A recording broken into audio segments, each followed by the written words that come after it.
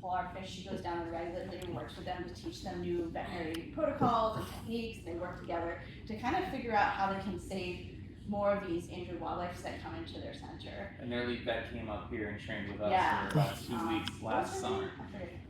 Anyways. Dr. Ruby. Dr. Ruby.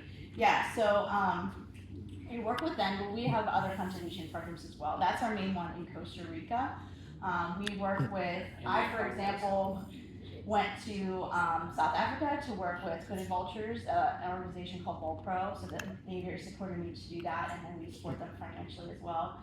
I've gone for African penguins. African penguins, the same, to sand cob, and then Indian condors we work with in, I'm just really bad with names right now, I'm sorry guys. It's not Colombia, what's the other one that's over there? Ecuador. Ecuador. Yeah. There it is, yeah. And the organization we work with there is, That I don't know, you're on there. Biopark Amarillo. Oh, there it is, well done, Yeah. yeah. And they're like a sister zoo. We've gone down, we've helped build habitats, Yeah. we've taught them some of our training methods, they've in exchange talked to us a little They bit come about. up and done their Yeah. conservation, yeah. Yes. They're essentially trying to buy plots of land just to save forests there for the Indian condor and for other species that live there. And then we do the loggerhead strike reintroduction program in Ontario, and then we also work, we're reintroducing Guam kingfishers Yes, and Guam Reynolds, into an island off the South Pacific called Palmary. Have you guys heard of Guam and the brown tree snake and how like decimated their bird populations essentially? So like there's species of birds that don't exist in the wild anymore that only exist in zoos, to which we have here at the Aviary, the Guam Reynolds, the Guam kingfisher, that we're working with a collection of other zoos in North America to reintroduce those birds onto other islands around Guam, so that when the brown tree snake population gets under control, those birds can then be back.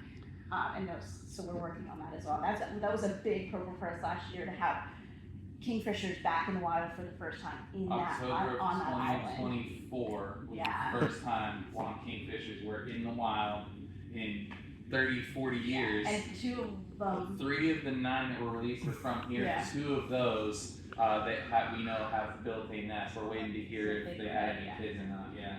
So very, very exciting stuff. And you being here actually helps us do that. Yeah. So we get you the door with the sloths, and then we teach you about all the cool birds. But yeah, people really love sloths, so they're a great way to connect people with the habitats that a lot of our birds are in, and they're really cute. I really. We talked about the harpy eagle when we were in there. 80% of their diet is sloths. Oh wow. Believe it or not, you know. Yeah. Yeah. Sad for the sloth, but I mean, Yeah. you need that apex predator. Good for the bird, bad for the sloth. Yeah. Do you need your thing, Dave? Oh, we got a couple minutes. Okay. Do you guys have any more questions? Anyone need any last pictures? I think we're about to put her away. I'm assuming there's occasions where they fall. Are they sturdy and? Oh man, can I answer this one? Yeah. Alright, so like Jenny said, they have all that extra thick tissue attached in their organs that helps protect it. First scientists who did autopsies on sloths in the wild assumed that they were all dying in trauma. That's how thick this tissue is.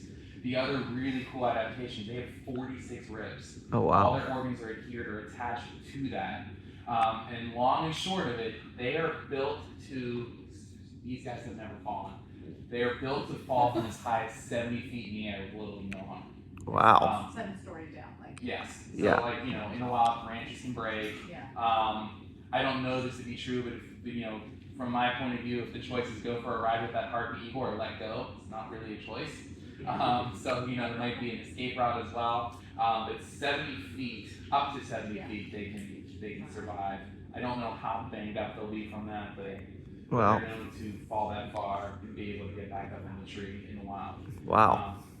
Which is really, really incredible. And when we go to put her back, you're going to see how flexible they really are too. She looks pretty rigid right now, but those hips can turn almost, It's really cool to see how she like strategically places each foot to make sure that she's safely getting back in her carrier. It's the same way she moves throughout her habitat as well. And they always usually have at least 2 feet attached. She can hang just solely by the back of the back 2 legs. I'm jealous, Like, unfortunately. Yeah. Yes. And they don't have to use a lot of energy to hang either. They use those claws, to help them to like just kind of like a coat hanger, kind of hang on, and then that's how they can rest. Completely passive. It's incredible. I am ready for Zuma now if you are. Yep. So feel free to video this too as she works her way back in.